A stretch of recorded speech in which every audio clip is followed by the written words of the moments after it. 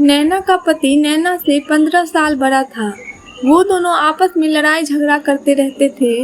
एक दिन नैना के पति को पैरालिसिस हो गया और वो हमेशा बिस्तर पर पड़ा रहता था और हम हमेशा रोते रोते स्टोर रूम की तरफ इशारा करता रहता था। जब नैना स्टोर रूम में जाती तो उसे कुछ नहीं मिलता, लेकिन एक दिन नैना के पति की कुछ दिनों बाद देहांत हो गया और वो चल बसा। नैना के पति के गुजरे हुए अभी सप्ताह भी नहीं हुए थे। अब नैना को अपने पति के इशारे याद आने लगे थे। एक दिन नैना के घर काम वाली नहीं आई थी। नैना ने सोचा कि घर की साफ सफाई करने लगी, तभी उसे अपने पति के इशारे याद आने लगे। नैना जब स्टोर रूम में गई तो नैना के रोंगटे खड़े हो गए, क्योंकि वहाँ तो कहते हैं ना, भगवान सबके साथ इंसाफ करते हैं और कुछ लोगों के साथ हो जाता है। उन लोगों में से एक नैना थी। नैना की शादी उसके माँ बाप ने एक बहुत बड़े आदमी से करा दी, जो बहुत बड़ा पोस्ट पर था। उम्र में नैना से 15 साल बड़ा था। उसके सर पर एक भी बाल नहीं थे। नैना और उसके पति कहीं भी जाते तो सबको लगता कि बाप और बेटी है। एक दिन उसके पति ने कहा कि ज़्यादा खाना खाया करो ताकि तुम्हारा भी वजन बढ़ जाए और तुम मेरे जितना उम्र की लगो। नैना ने मजाक में कह दिया कि आप अपना वजन क्यों नहीं कम कर लेते। उसका पति गुस्से से लाल हो गया और नैना को एक जोर थप्पड़ मार दिया। अभी शादी के 1 सप्ताह भी नहीं हुए थे, इतने जोर से मारा नैना जमीन पर गिर गई। और उसका पति बोला, औरत हो औरत की तरह रहो, सर पर बैठने की ज़रूरत नहीं है। मैं अच्छे से जानता हूँ तुम औरतों को, अगर औरत को काबू में न रखा जाए तो सिर पर बैठ जाती है। नैना बोली कि मैं तो मजाक कर रही थी। उसके पति बोले कि मुझे ये मजाक बिल्कुल भी पसंद नहीं है। तुम्हारे लिए खाना पीना सब मैं जोड़ता हूँ, तुम्हारे लिए सब कुछ मैं करता हूँ। और गुस्से में लाल हो गया। नैना को बहुत अजीब लग रहा था। अब वो नैना पर जुल्म करने लगा था और कहने लगा, तुम तली तली चीज़ें खाया करो, जल्दी से तुम्हारा वजन बढ़ जाए। अब वो नैना को हमेशा पिज्ज़ा, बर्गर, चाउमीन, चाट, समोसा ये सब ला कर देता था। नैना बोलती कि मुझे ये सब पसंद नहीं है, मुझे ये सब नहीं खाना, तो बोलता कि भूखी रहो। जैसे तैसे नैना का वज़न तो बढ़ गया। नैना बहुत अजीब दिखने में लगी। सभी देखते तो बोलते कि पहले तो तुम कितनी खूबसूरत थी, शादी के बाद तुम्हें क्या हो गया, इतनी मोटी क्यों हो गई हो। नैना को झूठ बोलना पड़ता, वो कहती भी तो क्या कहती। नैना के पति हमेशा नैना को सबके सामने नीचा दिखाते रहते थे और सभी दोस्त को कहते रहते, अब अगर अपनी पत्नी को मारो पीटो तभी वो अच्छे से रहती है। मैं अपनी पत्नी को हमेशा अपने कब्जे में रखता हूँ। नैना के पति सब दिन उसको मारते पीटते और गाली देते। उसके माता पिता को भी परेशान करते रहते थे। रोज़ रोज़ नैना से लड़ाई और झगड़ा करके अपने दोस्तों के साथ बाहर चला जाता था और अपने दोस्तों के साथ हंसी मजाक और घूमा करता था। एक दिन तो हद ही हो गई, बिना बात के ही नैना से लड़ाई करने लगा और बोला कि आज से तुम अपना खर्चा खुद उठाओगी, मैं नहीं दूंगा। नैना करती भी तो क्या करती, अब उसके पति ने उसे खर्चे देने बंद कर दिए थे। तब नैना एक स्कूल में पढ़ाने लगी। उसको अपनी हालत पे हमेशा रोना आता था। वो अपने छात्र के पास ही रोने लगती थी। नैना ने अपने छात्र को अपने पति के बारे में बताया, क्योंकि उसके पास कोई था ही नहीं जिससे वो अपना दुख बांट सके। उसका पति बहुत बड़ा पोस्ट पर था, इसलिए वो सिग्नेचर करने के लिए बहुत सारे पैसे लेता था। उसके पास बहुत पैसे थे, हमेशा नई नई गाड़ियाँ लेता था, नई नई मोबाइल लेता था और अपने दोस्तों पर पैसे लुटाता था। लेकिन नैना को एक भी रुपया नहीं देता था। नैना अपना खर्चा खुद उठाती थी, यहाँ तक कि पति को भी अपने ही में से खाना खिलाती थी। नैना हमेशा यही कोशिश करती रहती कि वो पति को खुश रखे। उसके पति के दोस्त आते तो नैना का पूरा समय उनके लिए खाना बनाने में ही लग जाता था। फिर भी वो सोचती रहती कि अपने पति के दिल में जगह बना लूं, लेकिन उसका पति बेवजह नैना पर चिल्लाता और झगड़े करता रहता था। अब सभी मोहल्ले वाले भी जान गए थे कि दोनों पति पत्नी में काफ़ी झगड़े होते रहते हैं। एक दिन तो हद ही हो गई। नैना के पति नैना पर गुस्सा करने लगे, बोले कि तुमने दाल क्यों बनाई है, कुछ अच्छा नहीं बना सकती। नैना बोली कि आप तो खर्चे नहीं देते, मेरे पास जितने पैसे रहेंगे उतना ही करूँगी ना। इसलिए नैना के पति गुस्से से इतने लाल हो गए, उसकी आंखों में खून उतर आया था और गुस्से से बीपी हाई हो गया और उसे दौरे पड़ने लगे। नैना घबरा गई और जल्दी से अपने पति को हॉस्पिटल ले गई। डॉक्टर बोले कि आपने आने में देर कर दी, आपके पति को पैरालाइज हो गया है। अभी नैना बोल सकते थे न इनका बॉडी काम कर सकता है, बस ये देख सकते हैं और 2-4 उंगलियों से को हिला सकते हैं। नैना को तो सदमा लग गया, क्योंकि जैसा भी था उसका पति था। वो तो उससे प्यार करती थी, भले ही उसका पति उसे नापसंद करता हो, लेकिन वह अपने पति की सभी बात मानती थी।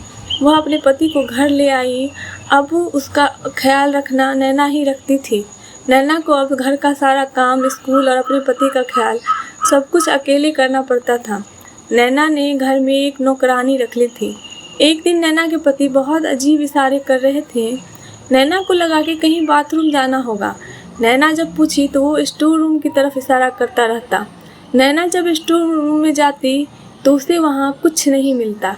अब तो नैना के घर में पैसों की तंगी हो गई, क्योंकि सारा पैसा उसके पति के इलाज में लग गया। हर महीने डॉक्टर आते थे और उसके पति का चेकअप करते थे, लेकिन कभी अच्छी खबर नहीं मिलती। एक दिन नैना के घर उसके पति की चचेरी बहन आई हुई थी। वो अपने भाई से नहीं बात की और नैना से अजीबोगरीब सवाल करने लगी कि उसके पति ने बहुत पैसे ले रखा है और बहुत पैसे भी जमा किया है। वो सारे पैसे, सभी पैसे तो तुम पर ही लुटाता होगा ना। नैना को बहुत गुस्सा आया और बोली कि मैं अपना खर्चा खुद उठाती हूँ, वो मुझे एक भी पैसा नहीं देते हैं और उनकी वेतन अभी तक आया नहीं है। सभी कार्यकर्ताओं ने उनकी रिश्वत ले ली है और मैं खुद हर महीने 30,000 कमाती हूँ, क्योंकि मुझे उनके पैसों की ज़रूरत ही नहीं है। तो उसकी चचेरी बहन कहने लगी, तुम्हारे पति ने दूसरी शादी तो नहीं कर ली है? नैना के ऊपर जैसे आसमान गिर पड़ा और वह बोली, मुझे नहीं पता, मेरे पति ने इस बारे में मुझे कुछ नहीं बताया है और ना ही कोई औरत मेरे घर आई है। उसकी चचेरी बहन कहने लगी कि बहुत बुरी औरत हो तुम। नैना बोली, तुम अब जा सकती हो यहाँ से। वो चली गई। एक दिन नैना के पति रो रहा था, शायद उसे अपनी गलती का पछतावा था और स्टोर रूम की तरफ इशारा करता था। नैना को भी अपने पति की यह हालत देखकर रोना आ जाता था, क्योंकि जैसा भी था नैना का पति था। एक दिन सुबह में नैना अपने पति को उठाने गई, उसका पति नहीं उठा। उसने डॉक्टर को फ़ोन किया। डॉक्टर आए तो बोले कि अब ये नहीं रहे। नैना के तो जान ही निकल गई, क्योंकि वो अपने पति से बहुत प्यार करती थी। नैना का रो रो कर बुरा हाल था। नैना ने अपने पति का अंतिम संस्कार किया और स्कूल भी छोड़ दिया। अब तो नैना की बेचैनी बढ़ती गई। उसकी सोते जागते, खाते पीते अपने पति की याद आती। स्कूल छोड़ने के बाद उसकी आर्थिक स्थिति भी खराब हो गई। उसके घर में खाने के लिए भी कुछ नहीं बचा था। एक दिन उसकी नौकरानी उसके लिए खाना बना कर ले आई तो नैना हैरान रह गई। नौकरानी बोली कि मैम साहब, आप बहुत अच्छी हैं, मुझसे आपका ये दुख देखा नहीं जाता, इसलिए मैं आपके लिए खाना बना कर लाती हूँ। कहते हैं ना, किसी के साथ अच्छा व्यवहार करो तो अच्छा करो, आपके साथ उससे भी अच्छा होगा। उसके समय नैना ने घर में एक औरत आई और कहने लगी कि तुम्हारे पति ने 3 साल पहले मुझसे शादी की थी, क्योंकि मैं बहुत खूबसूरत थी। नैना बोली, खूबसूरत तो मैं भी थी, लेकिन तभी नैना बोली कि तुम्हें शर्म नहीं आई शादीशुदा आदमी से शादी करते हुए? वो कहने लगी कि मुझे तुम्हारे पति के जायदाद में से आधा हिस्सा चाहिए। नैना ने कहा, कौन सी जायदाद? ये किराए का घर है, इसका किराया भी मैं ही भरती हूँ। मेरे पति ने जो भी कमाया मुझे तो नहीं दिया, वो सारा पैसा तुम पे ही लुटाए। अब मरने के बाद भी एक नई मुसीबत दे गए। लेकिन वो औरत बहुत जिद्दी किस्म की थी। सारे घर में देखने लगी, लेकिन उसे कुछ नहीं मिला। नैना का बीपी बढ़ रहा था, उसकी तबीयत खराब हो रही थी।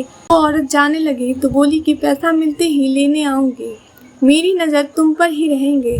तभी नैना की नौकरानी बोली कि दीदी आप टेंशन मत लीजिए, मैं जानती हूँ इस औरत को। ये अमीर आदमी को फंसा कर उससे पैसे लेती है। सभी लोग इस औरत को जानते हैं। अब तो नैना की ज़िंदगी में पहाड़ टूट पड़ा था। अब नैना को पति की याद आती थी, उसको मन ही नहीं लगता था। अब नैना और उसकी नौकरानी यही दोनों रहते थे। एक दिन नैना ने सोचा कि स्टोर रूम की साफ सफाई कर लेते हैं।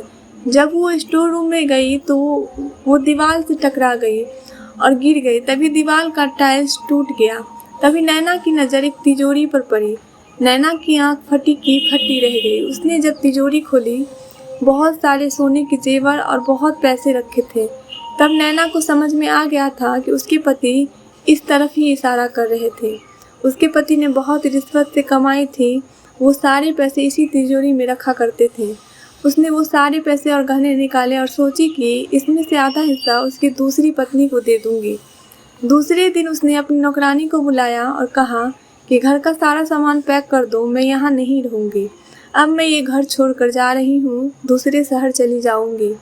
नौकरानी ने सारा सामान पैक कर दिया। नैना ने अपनी नौकरानी को पैसे और उसमें से कुछ जेवर दिए और बोली कि इसका आधा हिस्सा उस औरत को दे दूँगी। नौकरानी कहने लगी कि नहीं दीदी, वो औरत झूठ बोल रही थी। आपके पति ने उससे शादी नहीं की थी और वो बच्चा भी आपका नहीं था। कल एक आदमी आया और उस बच्चे को ले गया, इसलिए आपको उसे कुछ भी देने की ज़रूरत नहीं है। नैना ये शहर छोड़कर दूसरे शहर चली गई। अब नैना ने स्कूल ज्वाइन कर लिया है और पति के पैसे से एक घर खरीदा। अब नैना के पास गाड़ी, बंगला, पैसा सब कुछ है, सिवाय जीवन साथी के। अभी नैना की उम्र ही क्या थी, वो चाहती तो नैना दूसरी शादी कर सकती थी, लेकिन वो शादी नहीं करना चाहती थी क्योंकि नैना का भरोसा टूट चुका था, क्योंकि उसने अपनी ज़िंदगी में सिर्फ दुख ही दुख देखे थे। अब नैना ने पति के पैसों से एक अनाथालय बनवाया और वो अपने पति को बड़ी शिद्दत से याद करती है और भगवान से पति की आत्मा की शांति के लिए प्रार्थना करती है। अगर आप लोगों को ये कहानी अच्छी लगी तो लाइक करें, शेयर करें और ऐसी ही कहानियों के लिए हमें सब्सक्राइब करें। धन्यवाद दोस्तों।